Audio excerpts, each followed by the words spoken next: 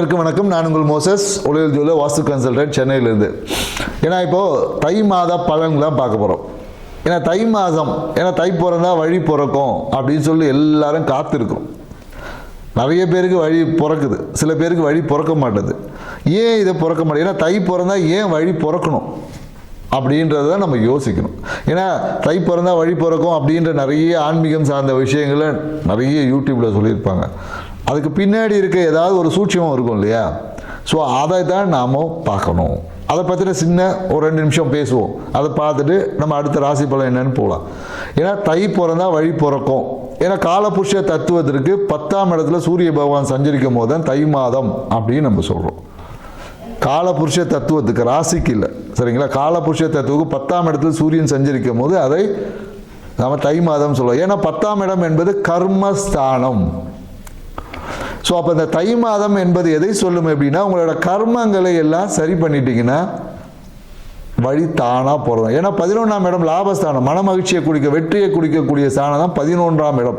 ரெண்டுத்துக்குமே அதிபதி பார்த்தீங்கன்னா சனி பகவான் தான். ஸோ அதனால தான் தை பிறந்தா வழி பிறக்கும். ஏன்னா தை மாதத்தில் நீங்கள் செய்யக்கூடிய அந்த விஷயங்கள் தான் உங்களை அடுத்த வெற்றிக்கான வழிவகைகளை ஏற்படுத்தி கொடுக்க போகிறது. ஏன்னா சூரியன் ஆத்மகாரகன் இல்லையா?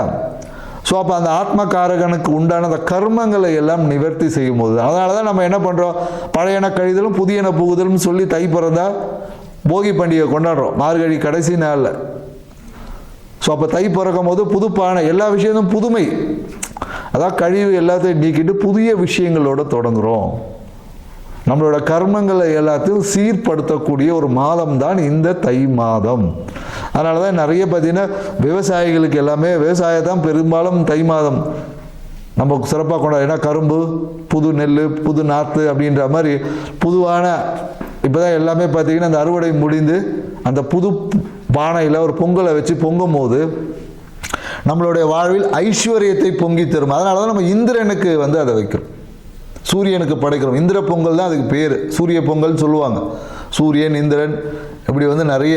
ஏன்னா இந்திரன் தான் விவசாயத்துக்கு அதிபதி. யாருன்னா இந்திரன் தான். ஸோ அதனால தான் பார்த்தீங்கன்னா இந்திர பொங்கல், சூரிய பொங்கல் அப்படின்னு நம்ம சொல்கிறோம். அப்போது என்னன்னாக்கா அந்த பொங்கல் பானை எவ்வாறு பொங்கி வழிகிறதோ அதே போல் நம்ம வாழ்க்கையிலும் ஐஸ்வர்யம் பொங்கணும். எப்போ கர்மங்களை சரி செய்யும் போது, இல்லை கர்மங்களை சீராக்கும் போது தான் பொங்கும். ஸோ இந்த விஷயத்தை இந்த தை மாதத்தில் புரிஞ்சு உங்கள் வாழ்க்கையில் நீங்கள் செய்ய வேண்டிய கடமைகளை செய்வது தான் உங்கள் கர்மங்களை நீக்குவதற்கான ஒரே வழி. நீங்கள் செய்ய வேண்டிய கடமை இருக்கும். அப்பா அம்மாவுக்கு செய்ய வேண்டிய கடமை, சகோதரருக்கு செய்ய வேண்டிய கடமை, அண்ணன் தம்பி உறவுகளுக்கு செய்ய வேண்டிய கடமைகள் இருக்குது. அதுக்கு தான் அவங்களாம் உங்களுக்கு உறவுகளாக வந்திருக்காங்க. உங்கள் குழந்தைகளுக்கு செய்ய வேண்டிய கடமைகளுக்கு, இந்த கடமைகளை நீங்கள் எப்போது முழுமையாக செய்கிறீங்களோ அப்போ உங்கள் கர்மங்கள் எல்லாம் நிவர்த்தியாகி உங்கள் அடுத்த பரிணாமமான மன மகிழ்ச்சி, வெற்றியை நோக்கி நீங்கள் பயணிக்கக்கூடிய ஒரு தயார் எடுப்பை செய்யக்கூடிய ஒரு விஷயந்தான் இந்த நிகழ்வில் இருக்குது. இந்த புரிதலோட ஒவ்வொரு ராசிக்கும் என்ன மாதிரியான தை மாத பலன், கிரக நகர்வுக்கு ஏற்ற மாதிரி தை மாத பலன் எப்படி இருக்குன்றதை டீட்டெயிலாக பார்க்கலாம். வாங்க வீடியோக்குள்ள போகலாம். துலா ராசி அன்பர்களுக்கு இந்த காலகட்டம் எப்படின்னு பார்த்தீங்கன்னா, வீட்டை பார்த்துக்கணும், அம்மாவோட நலனில், இந்த மாதிரியான ஏதாவது ஒரு விஷயங்கள் இருக்கும். அதே போல் எனக்கு துலா ராசிக்காரங்க இந்த காலத்தில் புதிய வாகனம் வாங்கக்கூடிய வாய்ப்பு இருக்குது. புதிய வாகனத்தை வாங்கக்கூடிய துலா ராசிக்கு கொஞ்சம் கவனமாக போகும்போது ஒரு கோடு போட்டுருவான்.